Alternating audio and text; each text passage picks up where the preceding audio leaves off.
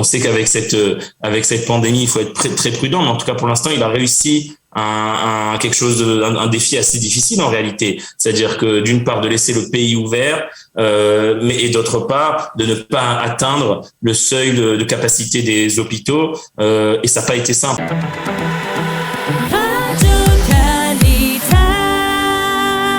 Nous avons le plaisir d'être en ligne avec le député Yamina Yom Tov Khalfon. Maître Yom Tov Khalfon, bonjour, Boker Tov. Boker. Merci d'être avec nous ce matin. Nous vous avons sollicité, bien entendu, avec la rentrée parlementaire. Vous reprenez, on va dire, votre travail à l'intérieur, dans l'enceinte de la Knesset, si toutefois vous l'avez interrompu, votre activité parlementaire, ce que je ne crois pas. Mais là, la reprise est officielle et cette rentrée hier, elle s'est caractérisée par deux discours que l'on a remarqués, celui de Binyamin Netanyahou et celui, bien entendu, du Premier ministre Naftali Bennett. Dans ce discours, il y avait une partie qui a interpellé, on va dire, de nombreux Israéliens, cette partie consacrée au sort de Ron Arad, le pilote disparu depuis les années 90, on va dire.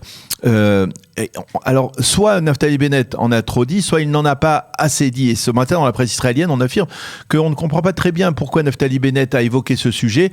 Surtout lorsque un sujet évoqué de la sorte, ça ne peut pas ne pas rappeler la manière dont Binyamin Netanyahou avait révélé la fameuse opération qui avait permis de récupérer les archives du nucléaire iranien à Téhéran. Alors parfois, on a l'impression que Bennett veut se distinguer de Netanyahou et parfois, on a l'impression qu'il agit exactement comme l'ancien Premier ministre. Pourquoi ? Je pense que ce que Bennett a voulu faire, c'est premièrement féliciter le Mossad pour une opération qui est apparemment une opération très audacieuse, qui est liée à Ron Arad. Et il l'a fait dans un moment qui était évidemment opportun, dans un discours important. Et il a voulu aussi que le peuple d'Israël le sache, qu'il y a eu une opération. Apparemment, c'est vraiment une opération compliquée dans plusieurs pays avec beaucoup d'agents, quelque chose à très haut niveau. Qu'apparemment c'était pour vérifier ou contre-vérifier en fait des informations concernant le sort de Ron Arad. Comme on sait, il y a aussi une censure, évidemment. On ne peut pas tout dire pour ne pas mettre en danger, évidemment, la sécurité du pays. Il a dit ce qu'il a pu dire, mais je crois que ce qui était important pour lui, c'était de féliciter ce sont des combattants, en fin de compte, les gens du Mossad dans cette opération. Et d'ailleurs, le soir même, après que justement des hésitations ou les interrogations que vous avez évoquées, Daniel, sont sorties dans la presse, il y a eu une mise au point de ce qu'on appelle le bureau du Premier ministre, mais en réalité c'est le Mossad, concernant cette opération, en quoi elle a été un succès dans le sens où c'était une opération très audacieuse et même et dont en réalité dont la mission a été atteinte, c'était donc de contre-vérifier une information. Alors, Sima Kadmon dans le Yediot Ahronoth, je l'ai cité tout à l'heure, disait qu'en fait Naftali Bennett s'inspire de celui qui a été son modèle politique, c'est-à-dire Binyamin Netanyahou, pour détourner l'attention en focalisant l'attention de l'opinion publique sur un dossier dont l'imaginatif est très évocateur ou très très puissant, pour détourner l'attention du reste. Alors, vous avez l'impression que Naftali Bennett, hier dans son discours, a évoqué surtout les résultats positifs de son gouvernement au cours des 110 jours, ou alors il a mis de côté aussi les problèmes qui peuvent fâcher ? Écoutez, moi j'ai écouté le discours en direct hier de la plénière de la Knesset. J'ai pas eu l'impression que l'affaire Ron Arad que le discours était sur ça. Il a évoqué ça pendant presque peut-être une minute de son discours, et le reste du temps, il a essentiellement parlé évidemment de ce que son gouvernement fait depuis plus de 100 jours, et notamment sur le sujet qui nous préoccupe à tous, qui est le sujet du corona. Et je crois que c'était en cela, d'ailleurs, l'essentiel de son discours était plus tourné vers la manière dont la crise sanitaire est gérée par ce gouvernement. Le choix, par exemple, d'avoir été sur le 3e vaccin avant même l'autorisation, par exemple, de la FDA américaine. Et là, on a entendu hier soir que le régulateur européen, contrairement au FDA américain, a décidé d'autoriser le vaccin le troisième vaccin pour les plus de 18 ans. Donc, ça confirme en quelque sorte la décision de Bennett de juillet. Il a été le premier Premier ministre au monde à prendre cette décision, évidemment en collaboration avec les experts du ministère de la Santé, et comment en réalité il a réussi, en tout cas pour l'instant. Il faut être prudent parce que on sait qu'avec cette pandémie il faut être très, très prudent, mais en tout cas pour l'instant il a réussi un défi assez difficile en réalité, c'est-à-dire que d'une part de laisser le pays ouvert, et d'autre part de ne pas atteindre le seuil de capacité des hôpitaux, et ça n'a pas été simple. Je suis membre de la commission des lois de la Knesset, qui est la commission en réalité qui autorise les takanot corona, les décrets liés au corona, et la situation a été loin d'être simple, et les décisions qui ont été prises n'étaient pas faciles, et en ça je crois que c'est de ça qu'il a voulu parler essentiellement, de sa vision de la gestion de la crise sanitaire, qui pour l'instant est un succès. Encore une fois, tout relatif, mais c'est ce que l'on voit en tout cas en ce moment. Alors, on sait que le véritable défi de cette deuxième session, cette session d'hiver de la Knesset, sera le vote du budget de l'État. Naftali Bennett semble assez confiant. Il l'a dit hier. Il pense que le budget va être voté.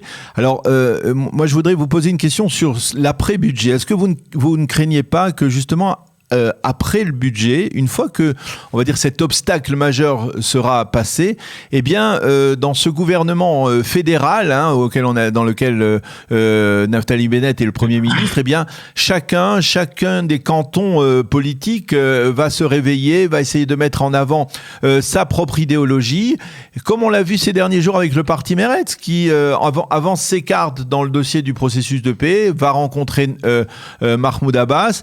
Est-ce que vous ne craignez pas que justement après cet obstacle, eh bien, il va y avoir beaucoup plus de tensions au sein de la coalition et Naftali Bennett aura beaucoup plus de mal à gérer une coalition comme celle-là? Difficile à savoir, hein. Tout est possible. Ce qui est vrai, c'est que oui, si le budget passe, et c'est vrai qu'il y a de fortes chances qu'il passe, cela donne une certaine stabilité à cette coalition, puisque comme vous le savez, Daniel, une fois que le budget est passé, pour faire tomber la coalition, il faut créer une coalition alternative. Et lorsque l'on sait que, en tout cas selon les données actuelles, et si par exemple Gantz ne change pas de camp, il n'y a pas sur le papier de possibilité de créer une coalition alternative, ce qui veut dire que la coalition probablement restera en place au moins jusqu'au prochain budget, c'est-à-dire jusqu'en 2023. Donc ça c'est ce qu'apporte le vote du budget, une certaine stabilité. Après vous me dites, une fois qu'il y aura une stabilité, alors ça va peut-être mettre en exergue les différences idéologiques qui existent au sein de cette coalition. C'est possible, mais est-ce que ça va mener à la fin de la coalition? Non, puisque comme je dis, c'est difficile que même si dans une coalition certains partis ne sont pas d'accord entre eux, pour la faire tomber, il faudrait encore une fois une alternative. Vous avez évoqué Meretz. Si Meretz n'est pas d'accord avec Naftali Bennett, et ben Meretz ne pourra probablement pas provoquer d'élection ou de coalition alternative, puisque je vois mal par exemple Meretz s'allier avec le Likoud ou les partis ultra-orthodoxes. Donc voilà, tout est une question de réalité politique, et maintenant tout est possible, et on avisera, et je pense que Naftali Bennett a prouvé jusqu'à présent qu'il savait gérer des situations difficiles, tant au niveau de la gestion du pays comme on a dit avec la crise du corona. J'imagine qu'il arrivera à gérer aussi les tensions au sein de sa coalition. La chaîne 13 a publié hier soir un sondage qui fait état d'un renforcement du Likoud qui serait à 34 mandats s'il devait y avoir des élections aujourd'hui, d'une stabilité de la part de Yamina qui resterait avec 7 mandats, mais très loin derrière, le Likoud est très loin derrière aussi de Yesh Atid qui sera avec 22 mandats. Est-ce que ce score relativement modeste du parti Yamina n'inquiète pas Naftali Bennett? Est-ce que Naftali Bennett est aujourd'hui à la recherche d'un électorat alternatif parce qu'il comprend qu'à droite, il est grillé, comme on dit? Moi, je pense que ce que Naftali Bennett cherche à faire, c'est à travailler pour le peuple d'Israël. Je crois qu'il s'occupe moins de sondages et de choses de ce genre, et il s'occupe plus d'actions. Et je crois que c'est en ça qu'il se dit, vous savez, on peut refaire l'histoire et répéter les erreurs qui ont été faites, parce qu'il en a fait évidemment, et tergiverser autour de ça, ou tout simplement agir. Et lui, c'est un homme d'action, il vient du monde de la high-tech, et c'est toute sa vision, lui, et il y croit fermement. Et en ça, oui, je le rejoins, dans le sens où il dit, maintenant nous sommes aux affaires, nous devons prouver ce que nous sommes capables de faire pour le peuple d'Israël, pour l'économie du pays, pour la sécurité du pays, pour la vie quotidienne des gens. Et pour lui, ça sera ça quand les prochaines élections arriveront, si elles arrivent bientôt ou dans un futur proche, ou dans un futur plus lointain, ça sera avec ça qu'il se présentera au peuple d'Israël, avec son bilan et avec ce qu'il a fait pour Israël. Je crois que c'est ça ce qui l'importe, et moins les sondages. Vous savez, les sondages ils vont dans un sens, dans l'autre. Moi, ce que je remarque surtout des sondages, c'est que, et ça ils l'ont fait remarquer aussi les journalistes hier quand ces sondages ont été publiés,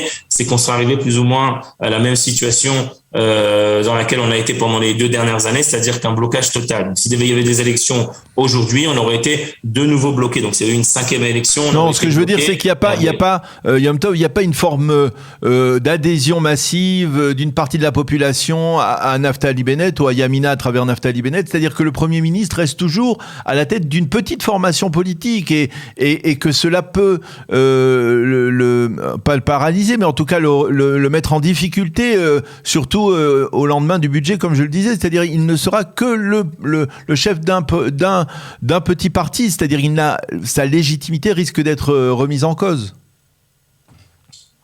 Écoutez, au niveau de la légitimité, en fait, je vais poser la question autrement. Si Naftali Bennett avait réussi, c'est-à-dire, effectivement, on voit des résultats très tangibles dans le domaine du coronavirus. Apparemment, sa stratégie a été la bonne, puisqu'on est en train de baisser dans la courbe de Gauss, et effectivement, il y a de moins en moins de malades, et c'est encourageant. Mais sans avoir fait de confinement. Voilà, sans avoir fait de confinement. Mais cela ne se traduit pas concrètement dans le soutien populaire. Un Premier ministre qui manque de soutien populaire, ça peut être difficile. Je vous l'accorde, mais je vous rappelle aussi les conditions de formation de ce gouvernement qui a été formé en fin de compte il y a seulement 3 mois, dans des conditions très difficiles, après 2 ans de blocage. On voit bien qu'après 2 ans de blocage, en réalité, la carte politique d'Israël est toujours bloquée. Et ce qui intéresse plus, je suis désolé de vous dire, c'est pas tant le score de Yamina ou pas Yamina, c'est quelle coalition possible sortirait, puisqu'en fait, ce qui fixe dans une élection, c'est pas le score de Yamina ou le score du Likoud, puisqu'il faut 61 députés pour avoir une coalition et pour gouverner. Et on voit bien qu'encore aujourd'hui, s'il y avait des élections, il n'y aurait pas eu 61 députés au camp, ce qu'on appelle le camp de la droite, ou le camp de, ce qui était à l'époque le camp de Bibi, etc.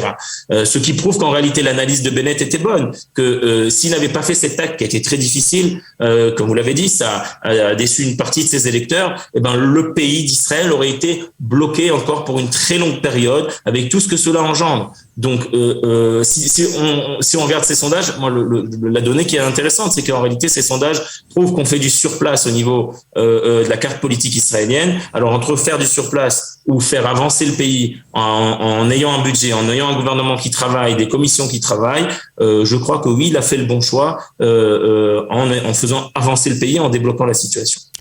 Eh bien, merci beaucoup, Maître Yom Tov Khalfon, d'avoir répondu à nos questions au lendemain de la rentrée parlementaire, 2e session d'hiver de la 24e Knesset. Bonne chance pour cette session qui sera longue, près de 8 mois, et qui sera certainement très, très mouvementée. Merci encore d'avoir été avec nous ce matin. Bonne journée. Merci à vous, Daniel. Bonne journée.